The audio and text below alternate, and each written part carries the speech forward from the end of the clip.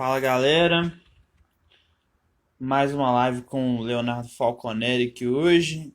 Hoje a gente combinou, eu e ele combinamos de a gente falar um pouquinho, analisar algumas situações de luta na psicanálise, né? Eu acho que é uma discussão muito válida, muito interessante aí, até para a gente trazer a psicologia pro dia, né? Pro dia a dia da luta, no caso. E assim a gente faz a psicologia ser mais difundida, mais conhecida. E tá aí todo mundo, já dá pra gente começar. Oi, Lucas, boa tarde. Tá me ouvindo bem? Tô te ouvindo. Tá com uma interferênciazinha, mas tá passando. Acho que tá tudo certo pra gente começar. E é isso. Eu vou só, se você quiser ir dando a introdução aí, um salve aí pro Cleber, entendendo, né? Tática, isso aqui. Daí, dando a introdução aí, pessoal, Conélio, eu vou ir compartilhando aqui a nossa live com quem me segue, então quer compartilhar um pouquinho. E aí você pode ir começando aí. Tá. Acho que o Lucas também estava já falando um pouco sobre o assunto que a gente combinou de conversar um pouco, debater um pouco hoje, né? Que é como é que a gente pode fazer alguma espécie de análise psicológica, não é? E quais são as características psicológicas e como é que isso dialoga com o estilo de luta, né? Da pessoa, né? Que características, se isso tem a ver ou não, o que a gente pode observar e o que a gente pode aprofundar um pouco sobre isso, né? E eu acho que já começando é importante a gente introduzir que sim, né? Assim, eu acho que as nossas características psicológicas elas têm a ver com basicamente tudo aquilo que a gente faz, né? E se a gente chega dentro de uma rotina de um lutador, não é? Ou de um.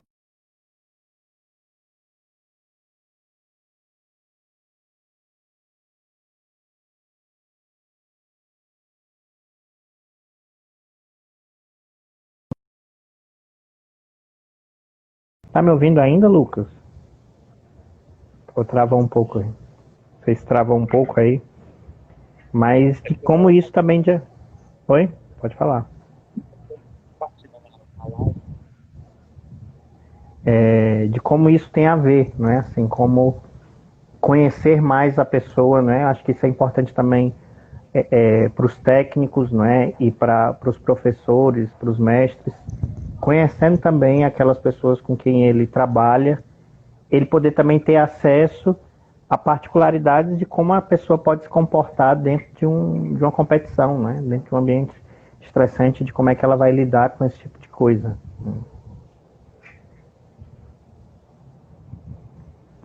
Esse aí.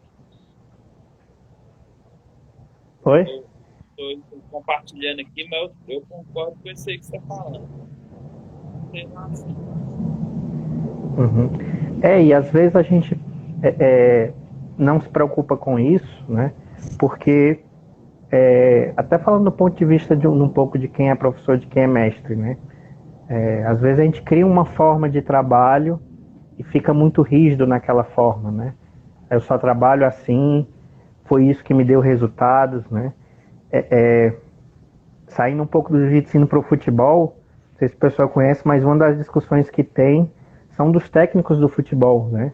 O Vanderlei Luxemburgo, que conquistou muitos títulos nos anos 90, nos anos 2000, e hoje, no futebol, né, a onda que está tendo de técnicos estrangeiros, né? E fazendo bons trabalhos, né? E fica a discussão, será que esses caras, os técnicos brasileiros de renome, ficaram ultrapassados, né?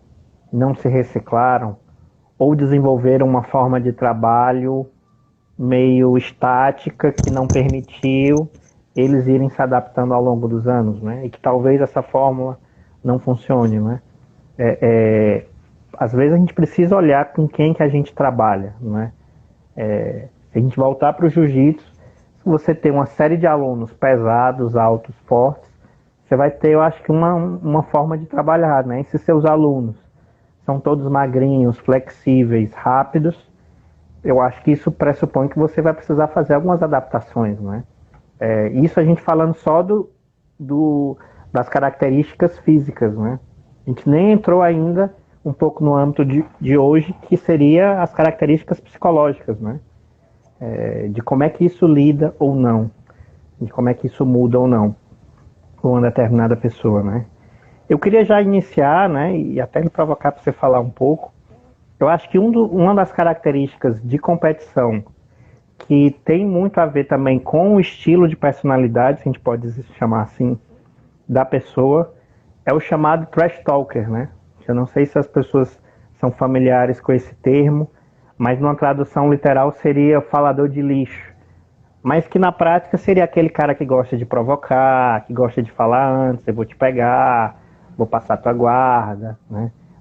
Acho que a gente tem alguns exemplos conhecidos, Gordon Ryan, no Jiu-Jitsu talvez o mais famoso trash talker do momento, né? Gosta de falar, gosta de acusar. Meregali também tem um pouco disso, o Ebert também tem um pouco disso, né? Um pessoal que não faz muito a linha de ficar calado, eles gostam de talvez tentar entrar num jogo psicológico e já se colocar acima, já enaltecer a sua confiança e tentar desestabilizar o adversário, não é? Antes mesmo da luta começar, né? Já deixar ele preocupado, talvez já deixar ele um pouco mais irritado. Eu apontaria talvez esse como uma primeira característica psicológica que a gente poderia conversar aqui um pouco, né? Desse estilo de lutador, né? Ou de esportista. Tem acontecido, mas você chamou a atenção. E tem acontecido mais né, de falando que acontece às vezes no campeonato, tá? Já aconteceu comigo no campeonato, o cara tentando me intimidar antes de gente entrar no tatame. Já aconteceu. É uma coisa que no meio da luta, aí eu tô falando que no meio da luta com ele. No meio da luta isso não aconteceu comigo, mas eu tenho certeza que acontece, que o cara muito idiota. Eles falam uma coisa que o árbitro nem está percebendo, nem vai perceber. E o Khabib mesmo é famoso por fazer isso. O Khabib, ele é famoso por bater no cara e falando, vai, cara, você sabe que eu mereço. Vamos lá. Eu não preciso te bater esse grupo, eu falando as coisas no meio da luta. E o Companheiro está chamando atenção para isso antes da luta. Provocação antes da luta. O que isso quer dizer do cara, né? O que será que isso quer dizer do cara? Para mim, já está difícil. O cara não se importa tanto para levar para os lados da arma natural, né? Ser nobre com o outro. Já é uma quebra dessa base aí. Mas, tudo bem, o cara não importa tanto com a arte marcial, ele quer ir lá e importa o esporte, quer ganhar do cara, beleza. Aí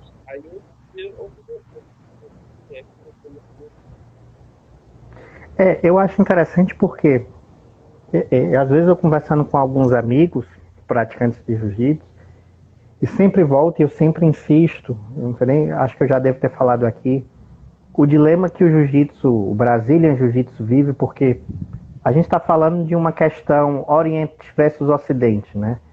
A arte marcial, não é, o samurai, o bushido, toda essa filosofia oriental, né, de honra, de respeito ao adversário, e o Ocidente, porque o trash talker, ele é um exemplo característico da cultura americana, né?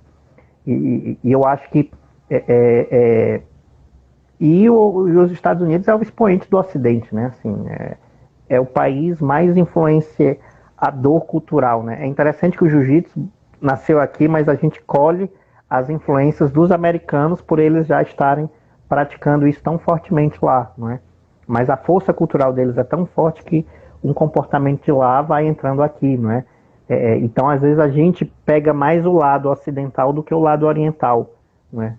Se a gente pegar o judô ainda consegue preservar, acho que mais as suas raízes orientais, né? E em termos de filosofia, de comportamento, né? Até a resistência, a contagem em japonês, né? Os golpes eles manterem em japonês, né? A pergunta, por que a gente chama de armlock, né? Por que a gente não chama de chave de braço, né? Por que a gente chama de leg lock, né? E não chama de chave de joelho, né? Até o uso dos termos a gente vai absorvendo, né? E eu acho que nessa luta, né, assim, de Ocidente e Oriente, o que isso pode falar da pessoa do Trash Talker, né? Ele é um cara, assim, e é sempre importante enfatizar que as generalizações são sempre complicadas quando a gente fala em psicologia e psicanálise, mas dá para a gente falar um pouco que o trash talker não tende a ser aquele cara mais intimista, mais tímido, não é mais fechado em si, não é? Ele tende a ser um cara mais expansivo, mais falastrão, não é? Ele tende a ser um cara mais impetuoso, não é? Ele tende a ser um cara que ele lida com aquelas adversidades talvez de uma forma um pouco mais brava, não é assim, de uma forma um pouco mais dura, né? Eu acompanhei um cara que foi competir o Grand Slam agora.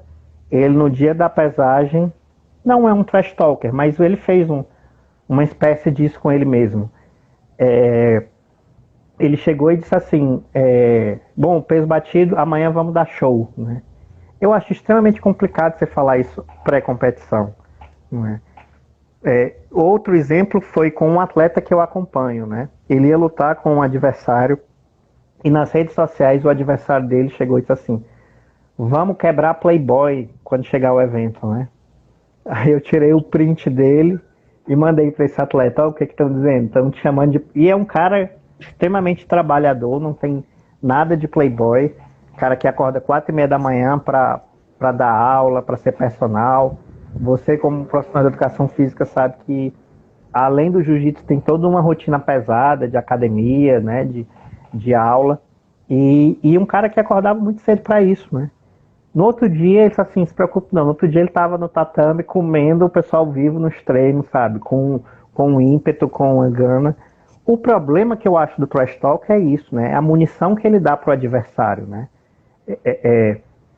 A munição que ele... Porque o problema do trash talk é o cara ser repetitivo nisso, né? Ele achar que ele falar com os adversários, ele vai desestabilizar todo mundo. Talvez o trash talk seria muito mais produtivo se ele soubesse usar em que momentos, né?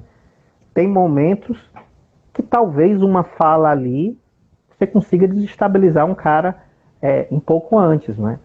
Mas essa fala contínua para todos os adversários, ela vai se voltar contra você, né? Algumas pessoas vão tender a crescer a ouvir isso, né? A ouvir alguém que não vai conseguir aquilo, que não vai dar certo. Eu me lembro de um campeonato que eu estava ali na área de luta e o professor de um atleta dizendo: ele não vai passar a tua guarda, ele não vai passar a tua guarda, mas parecia que aquilo tinha um efeito reverso. O cara que estava atacando a passagem parece que se sentia cada vez mais convocado a desmentir aquele cara, não é? E no final acabou passando a guarda, pegou as costas, finalizou, né, e ganhou com autoridade a luta, né? O problema do trash talker pode ser que ele também esconda uma insegurança do próprio cara que fala, não é? De tipo, eu vou te pegar, eu vou fazer isso. Ele talvez tenta disfarçar isso, assumindo uma postura impetuosa, que não tem medo, que não quer arriscar. E isso é importante para todo mundo que nos escute. Todo mundo, do cara que fala ao que não fala, sente medo na hora da competição. Todo mundo olha para o adversário e em algum momento chega a dúvida de: será que eu sou capaz de vencer aquele cara? Isso é algo extremamente normal. Só que tem gente que tenta disfarçar isso e assumir uma postura de que isso está longe de passar na minha cabeça. Mas passa, e às vezes no falastrão passa até mais do que o cara mais calado, do cara mais quietinho, do cara mais voltado para si.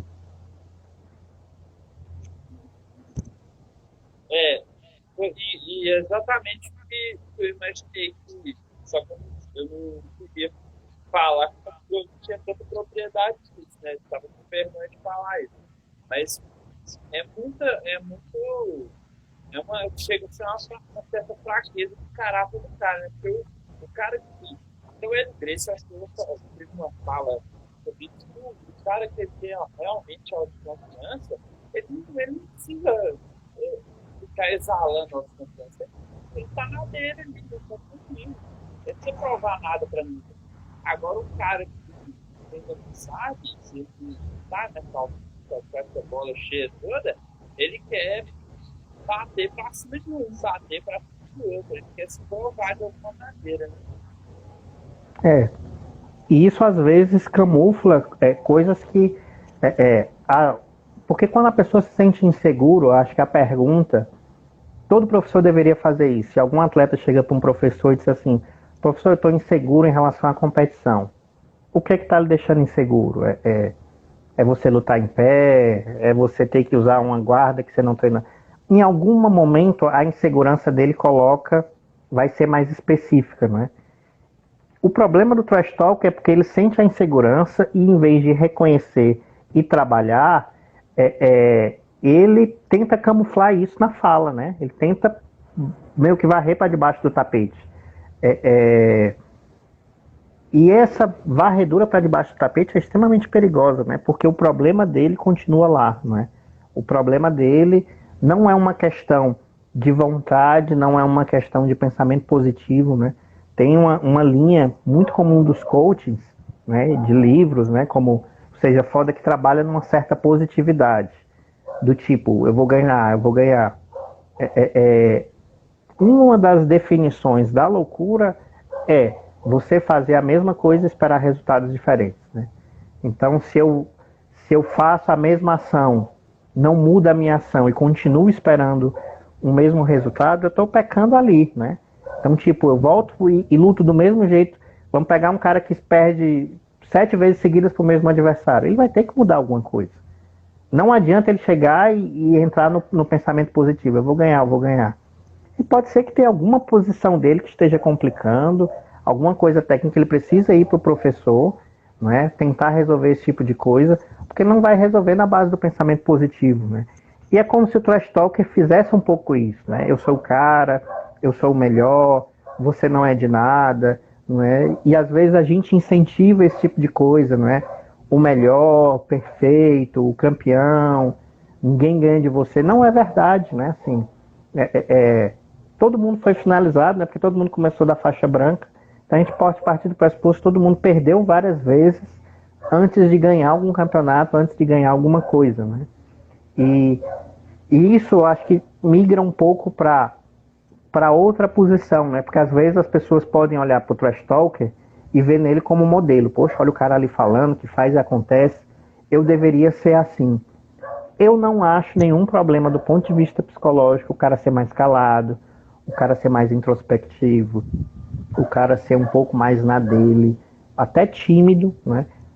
Esporte não é uma questão de temperamento, de humor, né? O cara que fala, expansivo, a gente tem a tendência a olhar para esse cara e achar que ele vai ter mais sucesso do que o cara caladinho, né?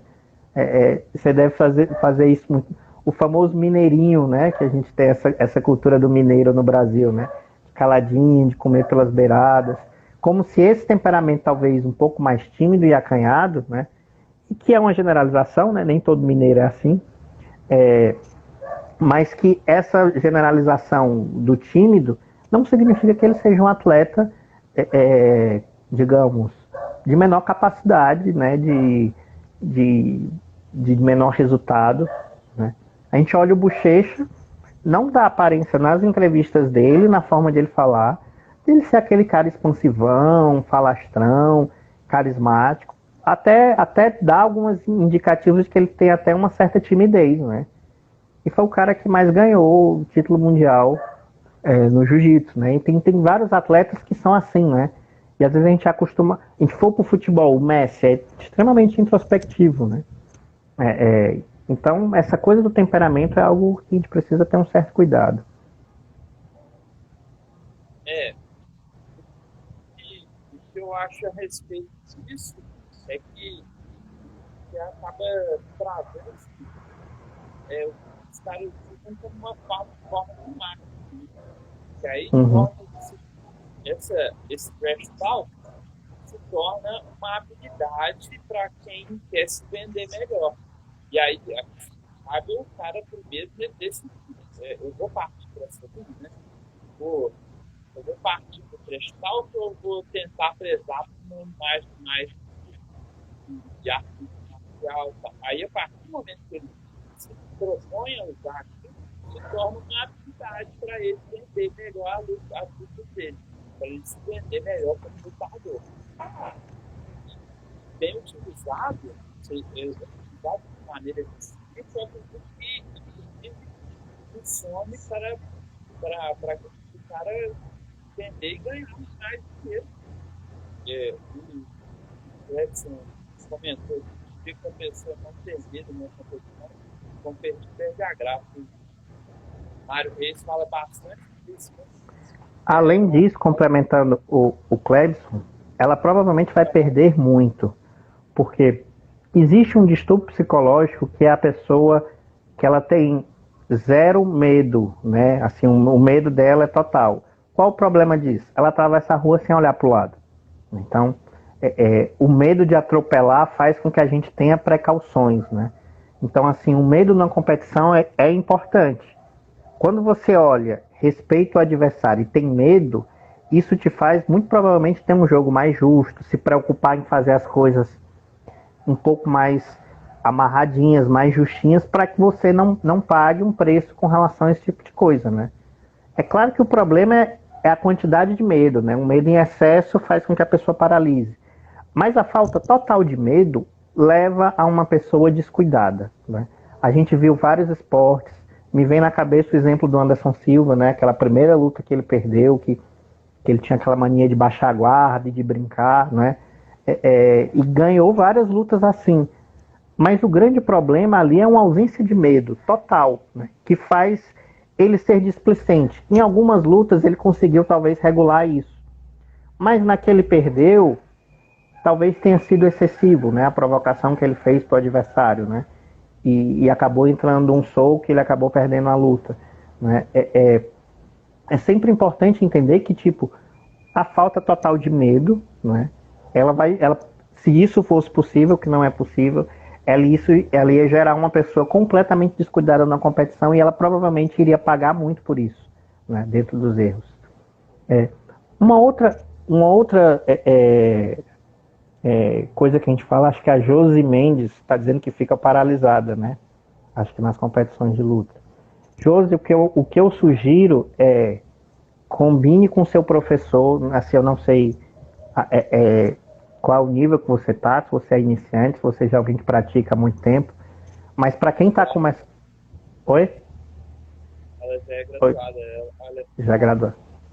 Faixa azul, né? O que eu sugiro, mesmo você sendo faixa azul, é combine o máximo possível o seu jogo com o seu professor, né?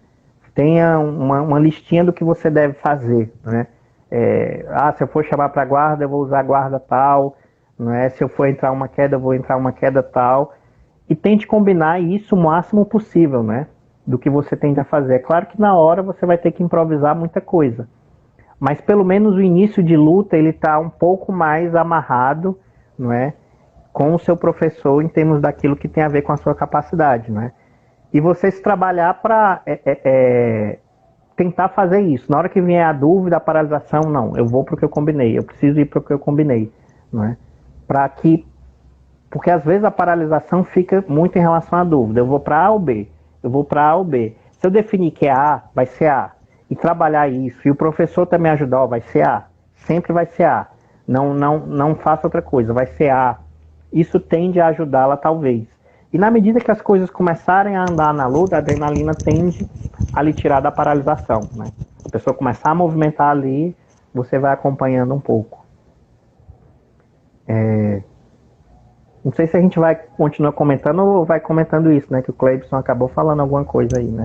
Sobre bater peso. Daqui a pouco a gente entra na do Clebson. Deixa eu só comentar sobre medo. Eu li sobre um depoimento do cara que ele gostava de soltar os paraquedas. Aí ele foi e ele sentiu muita adrenalina, muito medo, né? E aí perguntou ao instrutor dele. Se o instrutor dele sentia medo também. Ele falou assim, eu sinto ainda bem que eu sinto, porque aí eu vou checar 2 vezes meu paraquedas. Uhum. Eu checo 2 vezes que eu quero ficar vivo, não, senão eu quero ficar vivo. É por aí mesmo, né? Sem medo, ele talvez nem cheque o paraquedas, né? Ele talvez nem. E se você for olhar, talvez a maioria dos paraquedistas, eles têm um equipamento, eles quase que têm uma obsessão que alguém mexa no equipamento. Então eles checam e deixam no canto. É muito difícil você ver um paraquedista, ei, salta aqui com a minha mochila. Eles, não, eu não sei como é que tá isso aí, eu só salto com a minha. Com a minha eu sei que tá checada. A sua eu não sei como é que tá em estado, né? Cada paraquedista tem uma obsessão que é fruto do medo, né? Essas seguranças todas que às vezes a gente faz, elas têm a ver com um certo medo, né? De como a gente enfrenta isso, né? De como a gente não deixa com que o medo trate a gente. E volta pro trash talker. O trash talker sente o medo. Só que em vez de ele fiscalizar a mochila dele, ele diz assim, não vai acontecer nada comigo, não vai acontecer. E às vezes acontece, né? Às vezes a gente viu muito trash talker pagando por isso. O próprio Khabib com Conor McGregor, né? Foi um grande exemplo ali de uma reviravolta de alguém em cima. Conor McGregor, um grande trash talker do MMA, de como isso se volta, né? Assim, você precisa ter os cuidados necessários para entrar numa competição. E aí, Lucas, a gente segue com algumas outras coisas, o pessoal está comentando, acho que hoje estão interagindo bastante aqui, né, nos comentários, ainda bem. Então, vamos ver aqui. Seu coach das crianças nessas competições, ele tem que ficar voltando. Aí tem que fazer isso. Você tem muita razão, um exemplo disso, maior proporção, a gente não é uma proporção o Rafa Benítez, que é o Rafa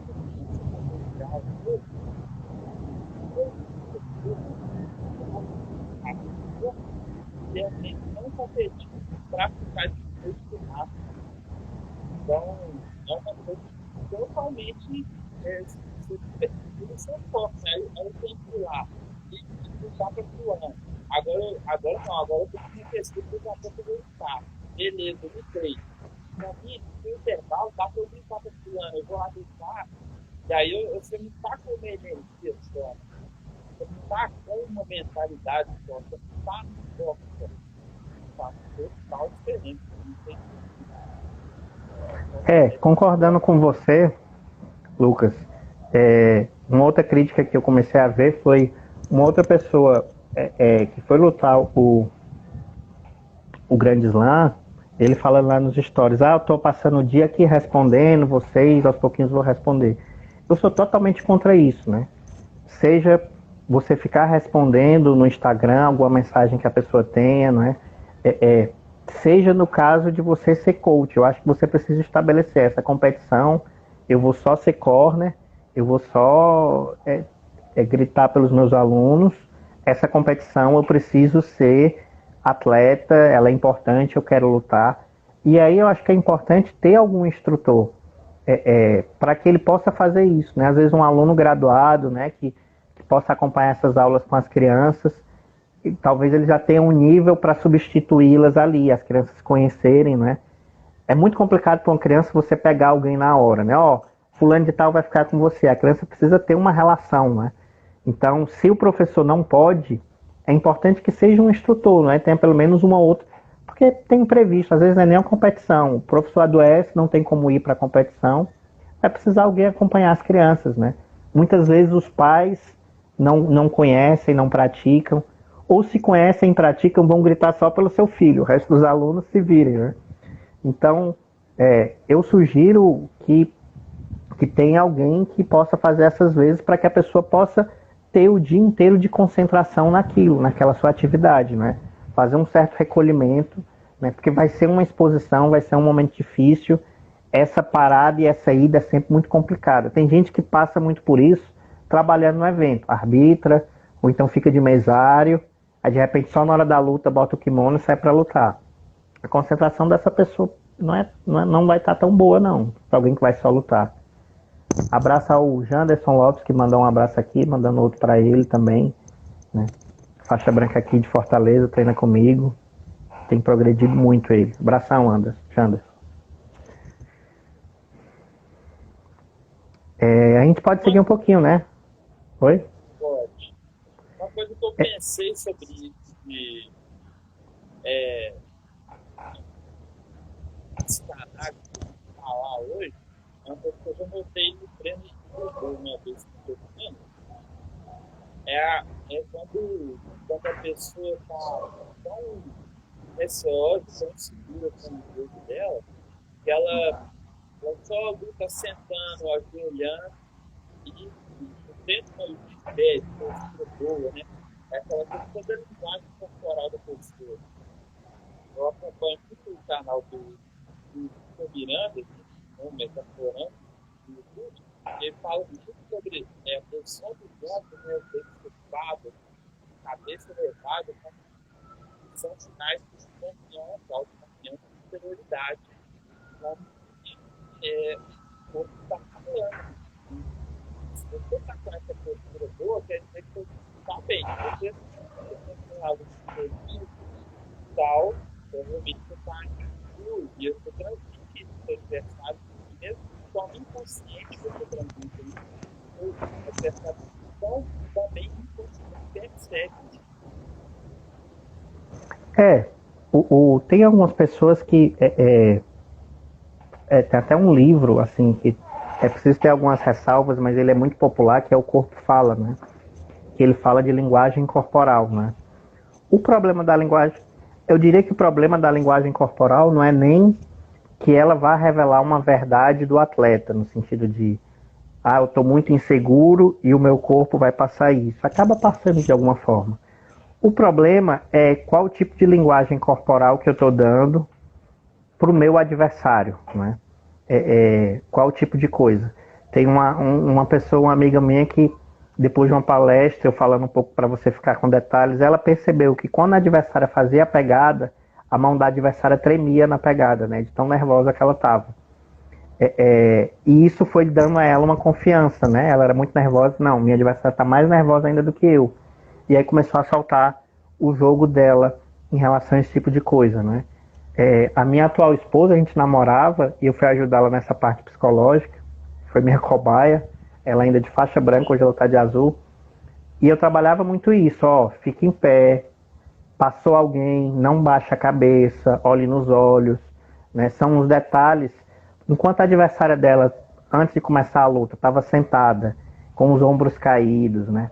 Com uma posição corporal meio que derrotista, né? Eu trabalhava ela no sentido de ela ficar em pé, né? E se aquecer, pulando, não senta. Vai começar agora, não senta, cabeça para cima.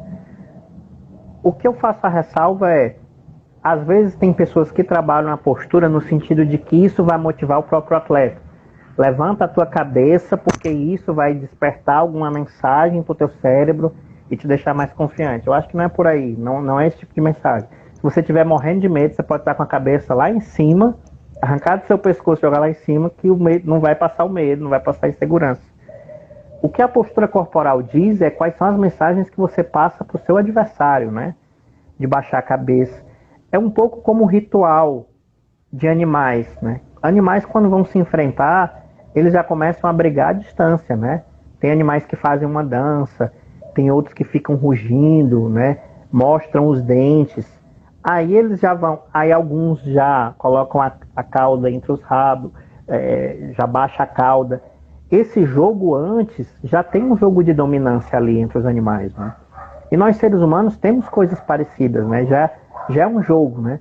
As pessoas precisam entender, você não luta só quando o árbitro levanta a mão e diz combate. Não começa ali a luta começa desde sempre, né?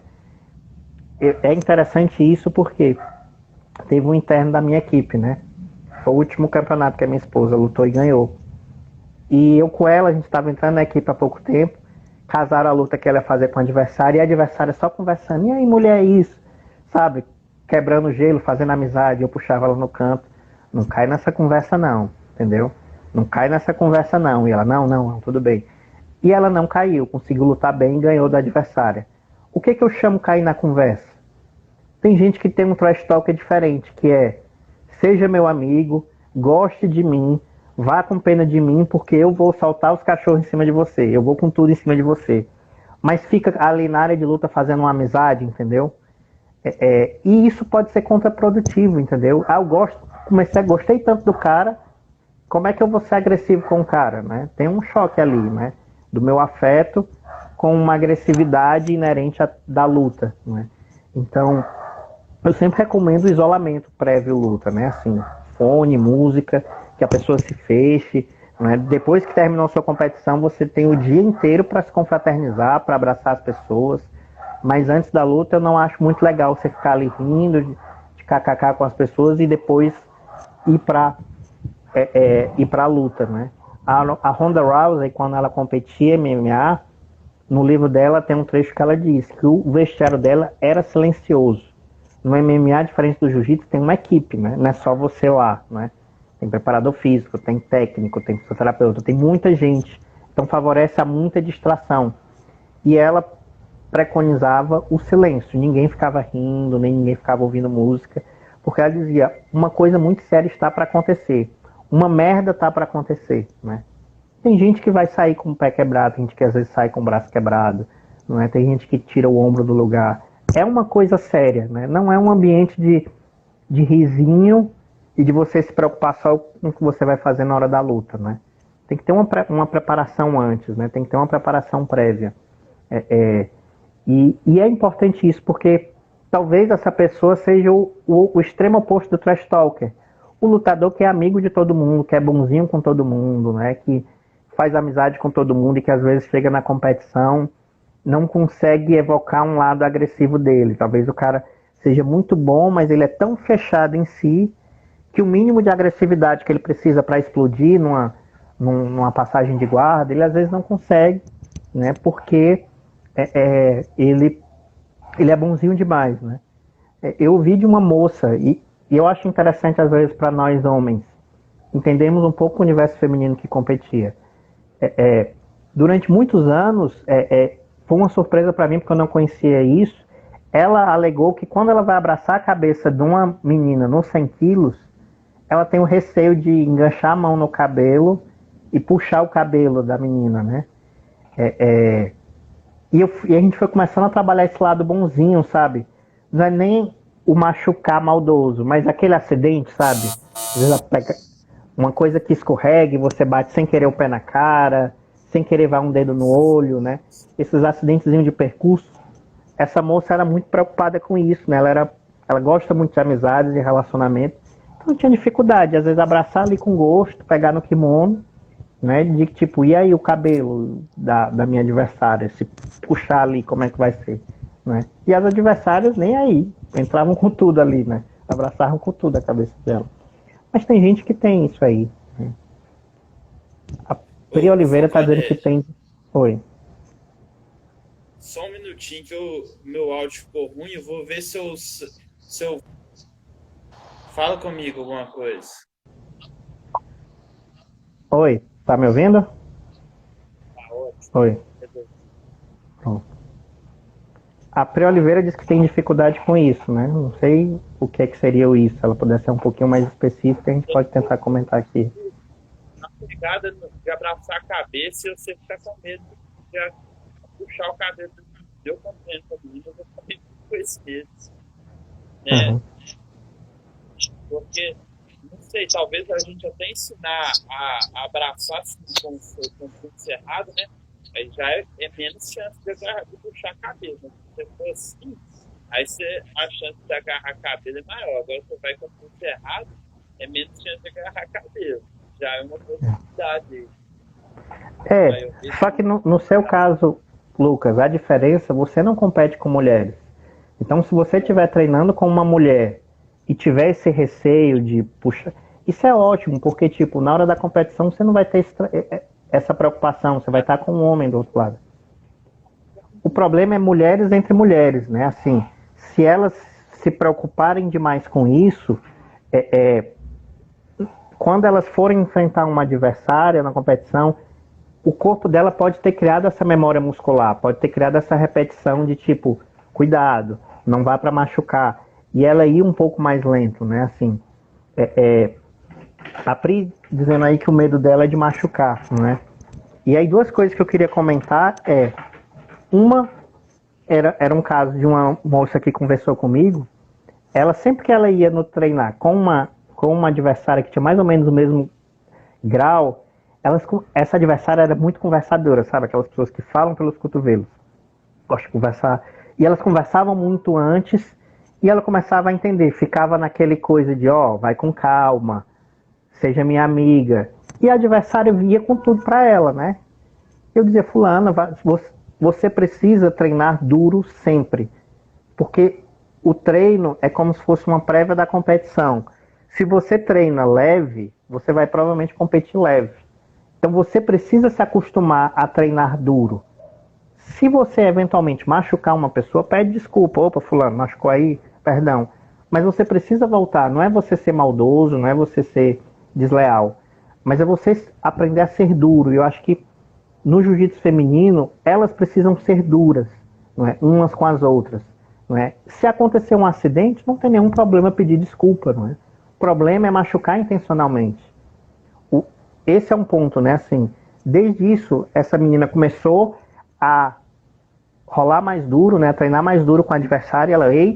Ela sentiu a diferença, né? E eu disse assim, treine duro. Acabou, você morre de conversar, seja amiga dela.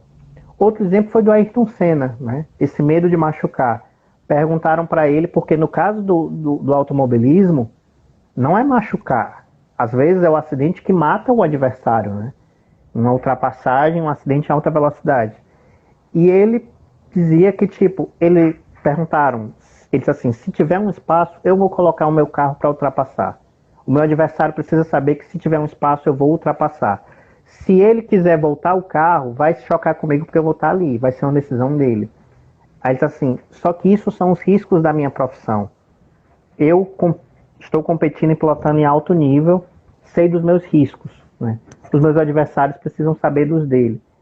Em jiu-jitsu, competir, o risco é você se machucar, né? Ou você se machucar ou você machucar a outra pessoa.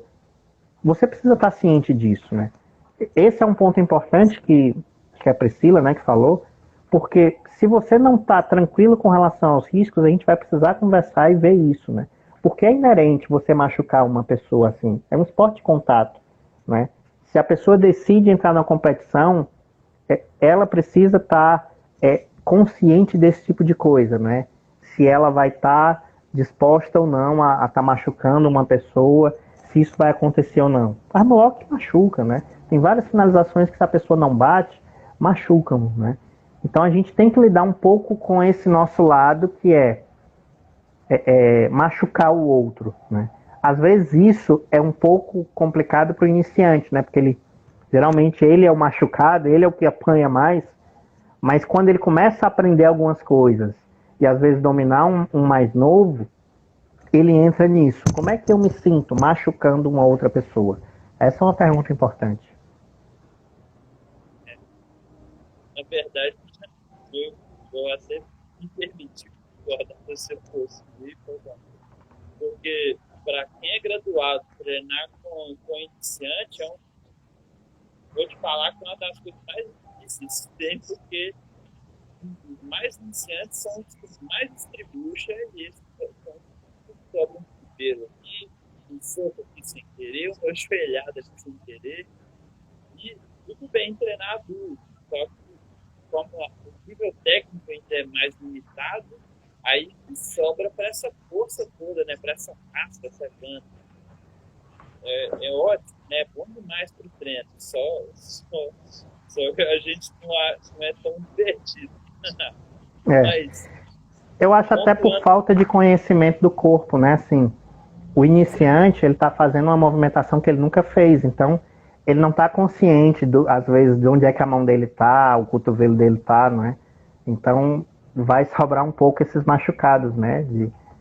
Eu sei porque quando eu treino com os mais graduados, às vezes eu vejo na careta, né? E eu tento olhar, opa, o que foi que eu fiz aqui, né? A careta que acusou uma posição ali que machucou. E enquanto a gente estava falando, antes estava falando sobre o que mesmo? Antes de quê?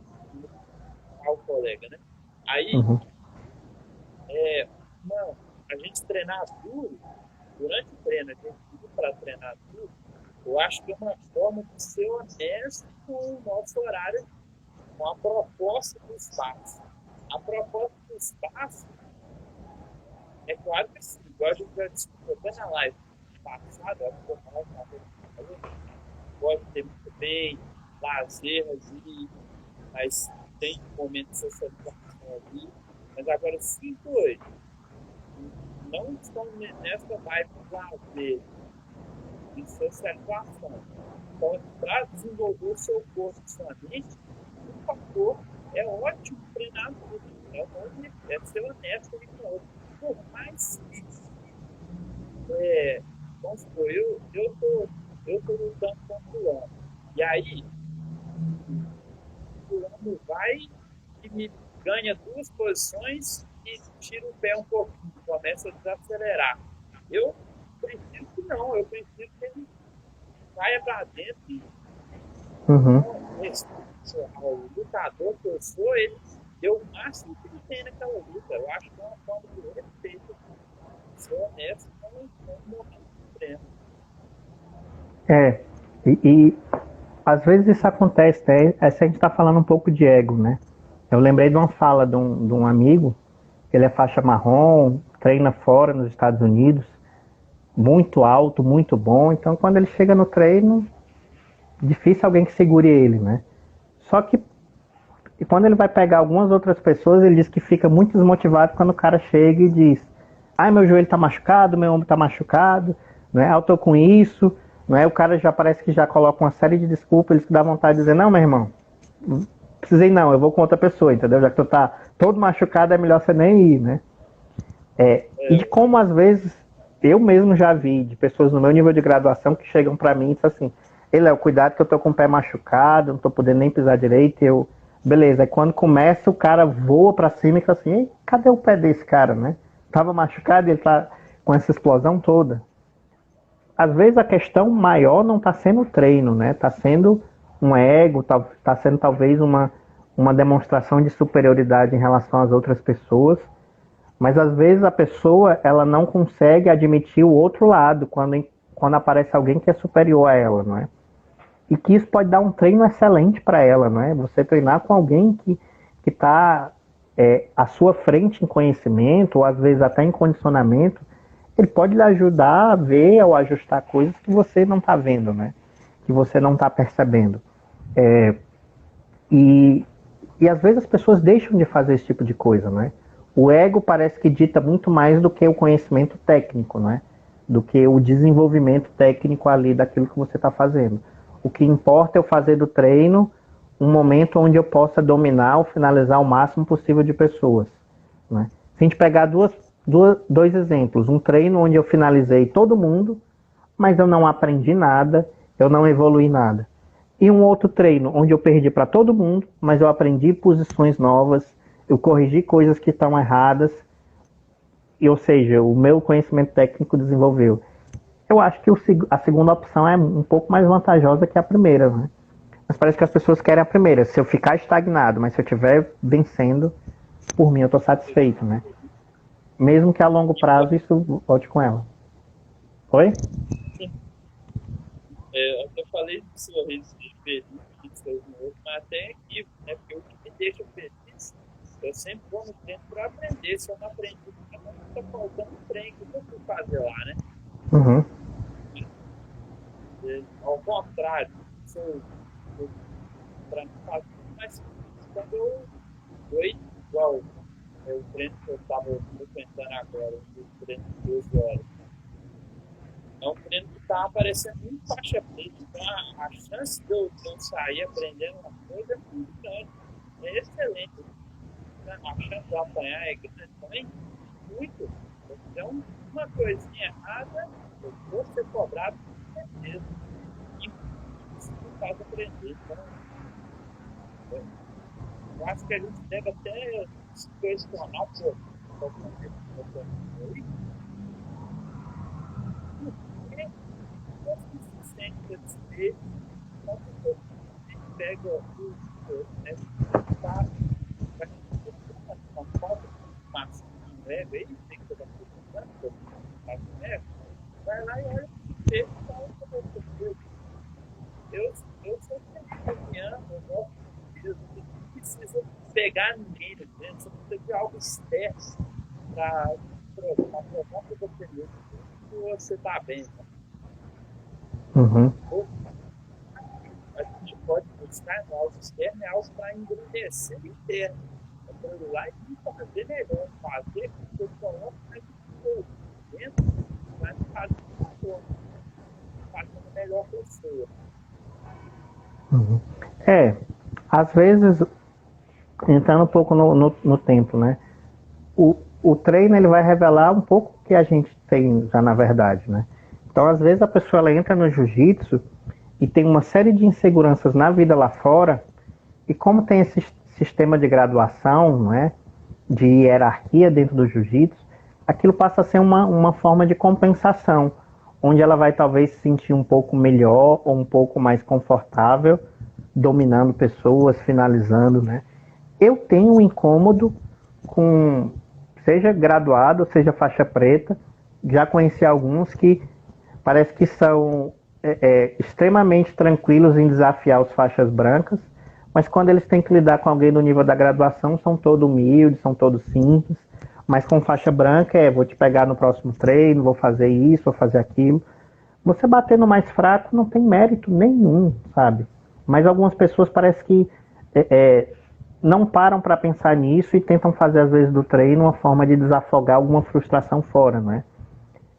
E se torna uma pessoa desagradável, acho que se torna uma pessoa que afasta as outras ao invés de aproximá-las, né? É, é, eu acho que mesmo um faixa preta que não seja um professor, não é assim, ele vá para o treino para participar, ele precisa ser alguém que esteja aberto para que as pessoas possam chegar para ele, tirar dúvidas, não é? E não ser uma pessoa intimidante de tipo, você só cumprimenta, treina e depois sai, não é? Porque às vezes o aluno não tem oportunidade de chegar no professor, não é? Então às vezes um colega mais graduado é com quem ele consegue tirar a dúvida. Se o graduado é fechado, né? Se o graduado eu acho que foi os irmãos Mendes que falaram, né? Tirar um pouco essa cultura do jiu-jitsu do lutador de rua, não é? Dos anos 90, não é? Do pit boy, não é? E fazer um outro tipo de cultura do jiu-jitsu, né? De esporte, de aprendizado, né? Os Mendes trabalham quase como que com uma faculdade ali, né? No jeito que eles ensinam, a metodologia deles. Isso favorece para outras pessoas, né? O sedentário, a pessoa de mais idade, poder treinar e se desenvolver sem que ele tenha que sair brigando no meio da rua, né, sendo preso, fazendo alguma outra coisa, como era o passado, né, do esporte quando estava surgindo. Mas essas frustrações eu acho que tinham que ser resolvidas num divã, em algum outro momento, e não no tatame, né? O tatame deveria ser um treino racional, né? O que é que eu preciso melhorar, o que é que eu preciso me corrigir, né? O que é que eu preciso melhorar no meu jogo. Ou então, se esse tipo de frustração fosse tratando, o professor se como um ponto de reflexão desse aluno, né? Desse aluno tão frustrado aí. É, professor vai falando, mas por que você está fazendo assim? Então agora você vai fazer. Aí isso aí já até vi acontecer. O professor vira e fala assim, ó, ou vai o fulano que está ameaçando os outros é faixa azul. Ele vai só o fulano. Ou você fala com você faixa azul aqui. Fulano está falando com vocês que vocês é tudo fraco. Ninguém consegue pegar ele, não. Ele é o melhor faixa azul. E aí, coloca essa pressão nele, de ter que lutar tudo com os faixas azul, né? Eu acho que, assim, talvez não desse jeito, é uma possibilidade, talvez não uma possibilidade, mas talvez não desse jeito, mas o professor pode servir também como ponto de reflexão. colocar o cara para se questionar por que ele está aqui. E essa atitude dele não está sendo saudável, está sendo produtiva dentro do papel. Eu não vejo problemas nessa atitude, né? Assim, tá se vangloriando porque fez o que quis no Branca, vamos puxar um pouco mais para isso, né? É interessante que semana passada eu comecei a fazer judô, eu e minha esposa, né? Hoje à noite a gente vai para a segunda aula. A gente vai tentar manter os treinos de jiu-jitsu e de judô juntos. E me chamou a atenção na primeira aula, a gente iniciante, verde, né? E se comportou, porque a gente treina, a gente não quis queimar a etapa, então a aula é desde o rolamento, então vamos fazer o rolamento bem direitinho, né? Mesmo do ABC. Mas a atenção com que o professor nos deu, né? Ele deu uma atenção, tratou a gente mais da melhor forma. Só que na hora lá que eles foram fazer tipo uma simulação de luta, e que eu vi os mais graduados lutando, eu vi o quanto ele cobrava os mais graduados, dando gritos, né? A gente até comentou, ó, a gente tá iniciante aqui, é sorriso, tá ótimo, mas se a gente continuar, quando for mais graduado, vai vir mais cobrança aí de a gente fazer as coisas direito, né? Mas parece que no jiu-jitsu é o inverso, né? Parece que as pessoas cobram dos iniciantes, às vezes alguns cantos até gritam, e parece que quando o cara vai se aproximando da preta, as pessoas vão ficando sem jeito de cobrar esse cara, não é? O mais graduado. Parece que vão ver as coisas erradas e eu fico com receio de chamar a atenção. Só que, na minha opinião, eu achei que a didática do professor de judô é a melhor. Acho que quanto mais graduado, mais esse cara precisa ser cobrado, mais esse cara precisa ser chamado a atenção, ele não pode cometer alguns erros. E o iniciante, ele ainda é meio eu não sei se vocês conhecem essa expressão, a gente usa aqui no Ceará, café com leite, que é aquele meninozinho que fica ali na brincadeira e que se você trata ele um pouco mais fácil, né, o café com leite. Não, fulano não vale muita coisa com ele, não. O iniciante é mais assim, né, é mais no sorriso, né. Eu acho que é importante que aquele iniciante goste e continue vindo para as aulas. O mais graduado, que tem mais segurança, eu acho que pode vir cobrança, eu acho que pode vir uma realidade um pouco mais dura com eles, mas parece que se intimidam, as pessoas não têm muita reciclagem, e eu acho que as pessoas não vão tendo muita habilidade de chamar a atenção dos mais graduados, né? E aí os excessos vão acontecendo, a pessoa olha e finge que não é com ela, né? Quando você cita esse exemplo, ó, pessoal, ó, esse azul aqui tá dizendo que ninguém passa a guarda dele. Eu acho que isso fica uma mensagem interessante para ele, de que tipo, cara, ó, reveja aí um pouco seus conceitos, né? Ô Falconelli, eu acho que a gente já devia ir encerrando, já tem quase 58 minutos, senão vai cair a live e a gente não vai conseguir dar um recado de live. Então, já de cara eu queria agradecer quem pelo menos deu uma passadinha pela nossa live. Obrigado, muito obrigado, principalmente a Josi e Clebson que estão participando aqui da nossa live. Obrigado, Falconelli, por trazer esse tanto de insights seus sobre psicanálise e psicologia relacionada ao estudo. E aí, você quer comentar alguma coisa? Não, só agradecer, acho que foi uma discussão muito rica. Eu acho que, não sei você, mas eu adorei a participação do povo e acho que incentivar as pessoas nas próximas a continuarem comentando, perguntando. Acho que fica mais rico a gente fazer isso juntos, né? Não só eu e o Lucas aqui. Com certeza. Fica muito melhor se vocês também participarem. Então, acho que vai dar tempo, eu vou falar um pouquinho. Galera, quem tiver interesse, se é avisado quando tem live, conversar mais sobre o jiu-jitsu tático do jiu-jitsu. Quem quiser mais dicas do que eu dou aqui nas redes sociais, clica no link, está na minha bio, né? Vai entrar no meu perfil, vai ter um link lá na minha descrição. E aí você clica lá e você vai entrar no nosso grupo do WhatsApp. E nele eu dou dicas, a gente conversa sobre isso. E é muito bom. Eu mesmo avisei o Clebson, que estava participando dele, então, entre nesse grupo. Até a próxima, galera. Vai cair a feita. Falou. Valeu.